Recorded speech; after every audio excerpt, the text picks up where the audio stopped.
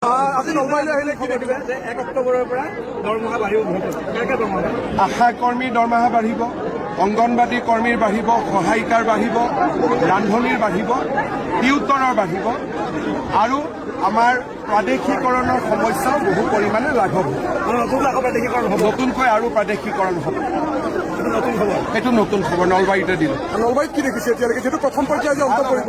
আমাৰ গোটেই অসমতে বিজেপিৰ কাৰণে ডাঙৰ এটা উৎসাহৰ পৰিৱেশ।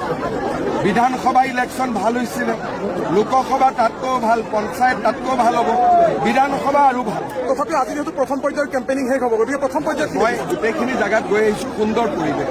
আপুনি আজি কৈছে যে এইবাৰৰ নিৰ্বাচনত ৰাইজে এই ধৰণে মাৰ এটা মাৰিব লাগে, কংগ্ৰেছ উঠিব নোৱাৰে 26লৈকে। লুঙি ধুতিৰ চৰকাৰক মাৰি পেলাব লাগে। অৰুণোদয় চৰকাৰক নতুনকৈ চেলাইন, ভিটামিন দি একদম শক্তিশালী কৰিব লাগে। আপুনি এই বিষয়টো মই যোৱাকালি ৰঙিয়াত কমপ্লিট বুজাই কৈছোঁ। একেটা কথাকে বাৰে বাৰে কৈ থাকিলে ভালো নালাগে।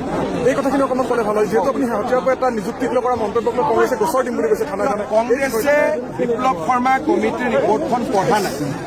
বিপ্লৱ শৰ্মা কমিটিৰ ৰিপৰ্টত ৰাকেশ পালৰ মাকৰ উদ্ধৃতি দি ৰিপৰ্টত লিখা আছে যে ৰাকেশ পালে কেনেকে ধৰণে ছোৱালীৰ লগত বেয়া কামতো লিপ্ত হ'ব চেষ্টা কৰিছিল।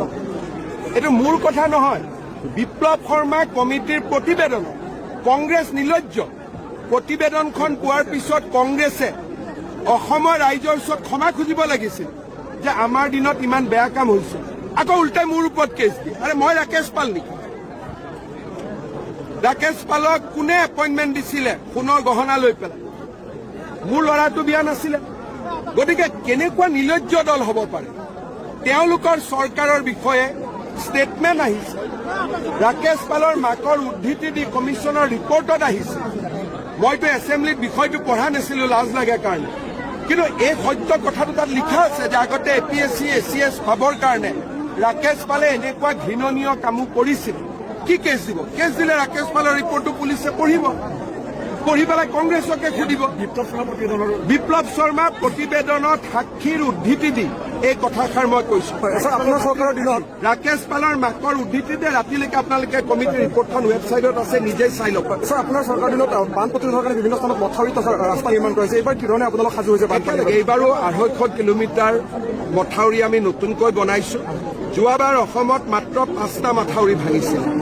লাহে লাহে মথাউৰি ভঙা সংখ্যাটো কমিছে, কিন্তু নদীৰ কাষত যিবিলাক থাকে, মথাউৰিৰ ইটো পাৰে যিবিলাক থাকে, তেওঁলোকক বানৰ পৰা বচোৱাটো কোনো উপায় নাই। কিন্তু মথাউৰিৰ বাহিৰত যিসকল থাকে তেওঁলোক যোৱাবাৰো বিশেষ আক্ৰান্ত হোৱা নাই। 5 জেগাত মথাউৰি ভাঙিছে। এইবাৰ চেষ্টা হ'ব যাতে মথাউৰি আৰু কম ভাঙে।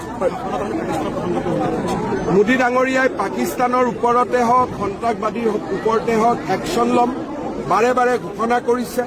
মোদী ডাঙৰীয়াক ভগৱানে শক্তি দিয়ক যাতে মোদী ডাঙৰীয়া নিজৰ কামত দেশৰ মাতৃৰ পূজাত সফল হ'ব। আপুনি আকৌ জুনত আকৌ নলবাৰীলৈ আহিম বুলি কৈছে। ভাল খবৰ। আমাৰ মহিলা উদ্যমিতা আঁচনিৰ আমি ধনসমূহ অসমত বিতৰণ কৰিম। কিছু জুনত, কিছু জুলাইত। এটা দিনত 2খন কৰি মিটিং কৰিলে 2 × 30 60খন হ'ব। গতিকে 2 মাহ লাগিব। 2 মাহত আমি মহিলা উদ্যমিতাৰ ধনৰাশি বিতৰণ কৰিম। এইবাৰ বিধানসভা নিৰ্বাচনৰ আগত মোৰ যিমান প্ৰতিশ্ৰুতি আছিল, প্ৰতিশ্ৰুতিখিনিৰো ইলেকশ্যনৰ পিছত পুৰা কৰিলে নহ'ব, আগতে কৰিব লাগিব। গতিকে পুৰা দমে কাম হ'ব।